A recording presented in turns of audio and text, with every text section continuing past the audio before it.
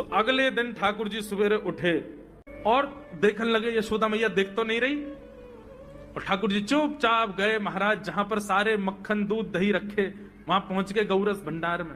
और गौरस भंडार में एक मटकी के ऊपर से ढक्कन हटाए करके जैसे ही ठाकुर जी ने हाथ बोर के पानो प्रारंभ किया, सामने एक खंबा था, उसमें मणि लग रही थी। आज पहली बार 3.5 वर्ष की आयु में ठाकुर जी ने अपना प्रतिबिंब देखा। ठाकुर जी ने जैसे ही प्रतिबिंब में अपने रूप को देखा, अपने रूप को देख करके ठाकुर जी बोले, हो तू भी आयो यहां चोरी करवे? अपने आप से ही बात कर रहे हैं ठाकुर जी। अरे मैंने कही तो हती अपने अपने घर में चोरी करनी है, तू दारी के मेरे घर में आगो चोरी करवे? ठाकुर जी अपने प्रतिबिंब से बात कर रहे हैं। अब गौरस भंडार में ठाकुर जी की आवाज गूंज रही थी और वो गूंजते हुए रसोई घर में जा रही थी। रसोई में मैया ने सुनी, बोले ये लाला कहां से बोल लो है? उठ गयो कन्हैया? मुझको पतो भी ना चली, नूपुरन की आवाज ना आई। मैया दौड़ करके गई तो देखा ढूंढते ढूंढते गौरस भंडार में ठाकुर जी अपने प्रतिबिंब से बात कर रहे हैं। कितनी सुंदर झांकी है ठाकुर जी की। ठाकुर जी मक्खन पा रहे हैं। बोले अच्छा अब आ तो गयो है यहाँ पे, लेकिन सुन चुपचाप चोरी करके भाग जाइयो, मेरी मैया बहुत मारेगी तोकू। बाकू यदि पतो चल गई तू चोरी कर रहा है तोकू उखलते मान देगी, मेरी मैया बहुत मारेगी। चुपचाप चोरी कर और निकल ले यहाँ से। ठाकुर जी चोरी की बात कर रहे थे, यशोदा मैया ने पीछे से सुनी, लाला ओ कन्हैया।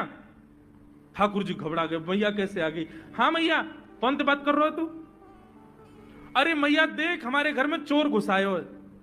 अपने प्रतिबिंब को दिखा करके ठाकुर जी कह रहे हैं, देख मैया हमारे घर में चोर घुसायो, जे चोरी कर रहे हो हमारे यहाँ के मक्खन की, तो मैया को पकड़वे आयो हूं। नन्हे से गोपाल जी, बहुत मधुर लीला। मैया हंस भी रही है और क्रोध भी कर रही। बोले अच्छा जो चोरी कर रहे हो? बोले हाँ।